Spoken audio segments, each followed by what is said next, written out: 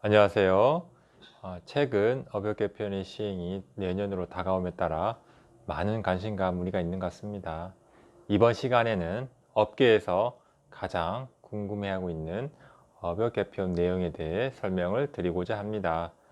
업역 개편에 대한 이해도를 높이고 향후 대응 전략을 수립하는 데 조금이나마 도움을 주고자 합니다. 먼저 종합건설업의 경우를 살펴보겠습니다.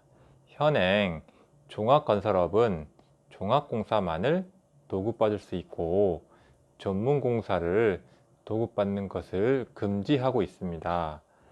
종합건설업도 전문공사의 원하도급을 허용하는 것이 이번 업역 개편의 핵심입니다. 즉, 종합건설업은 해당 종합건설업종의 업무 범위에 속하는 전문공사를 도급받을 수 있게 되었습니다. 건축공사업을 등록한 종합건설업은 건축공사에 포함된 실내건축공사, 습식방수공사, 도장공사 등을 도급받을 수 있게 되었습니다. 종전에는 종합건설업이 전문공사를 도급받기 위해서는 불필요한 전문건설업을 여러 개 등록을 해야 했는데 업역 개편을 인하여 전문건설업의 등록이 필요가 없어져 전문공사를 도급받는 경우에 부담이 완화될 것으로 기대됩니다.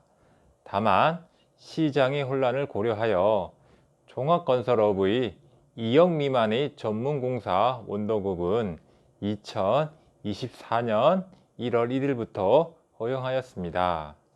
다음으로 전문건설업에 대한 설명을 드리겠습니다. 현행 전문건설업은 전문공사만을 도급할 수 있고 종합공사의 도급은 금지되고 있습니다. 이번 업역 개편에서 전문건설업도 일정 부분 종합공사의 도급을 허용하고 있습니다.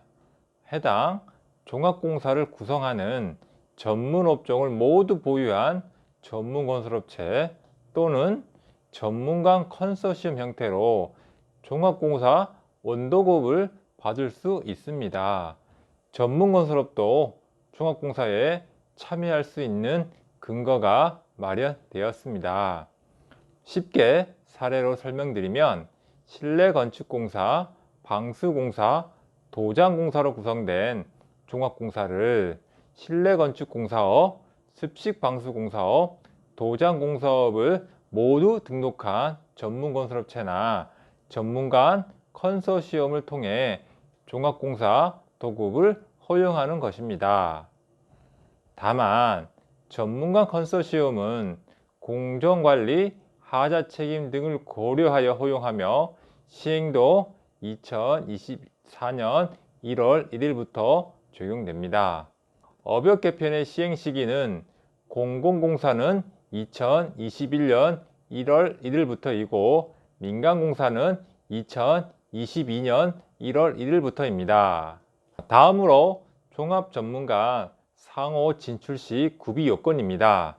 종합전문가 상호 시장 진출 시 상대 업종의 등록 기준을 입찰 등록 마감일 전까지 갖추고 이를 시공 중에도 유지해야 합니다. 전문건설업이 종합공사를 도급받으려면 기술인, 자본금 등 종합건설업의 등록 기준을 갖추어 입찰을 해야 하며 반대로 종합건설업은 수중공사업 등과 같이 시설 장비가 등록 기준에 포함된 전문업종에 한하여 전문업종의 등록 기준을 갖추어야 합니다. 또한 상대 시장의 공사를 도급한 경우에는 전부 직접 시공을 원칙으로 하되 시공 형식 등을 감안하여 제한적으로 예외가 허용됩니다. 마지막으로 업역 개편에 따른 영향 및 대응 전략입니다. 종합 전문가 상호 시장의 진출을 허용하는 업역 폐지로 인하여 업역 갈등은 점점 감소할 것으로 전망됩니다. 그리고 종합건설업은 전문공사 원하도급 시장에 진출할 수 있는 기회가 열리기 때문에 다소 물량은 확대될 것으로 생각됩니다. 따라서 종합건설업이 전문 시장에 진출하여 경쟁력을 발휘하기 위해서는 직접 시공 능력 보유가 중요하게 되었습니다. 종합 전문가 상호시장 진출 시 직접 시공을 원칙으로 하고 있어 향후 직접 시공 능력 보유가 기업의 경쟁력을 좌우할 수 있습니다. 다만 소규모 종합시장에 전문 건설업의 참여가 가능해지므로 입찰 등에서 경쟁이 치열해질 것으로 예상되므로 적극적인 대비가 필요합니다.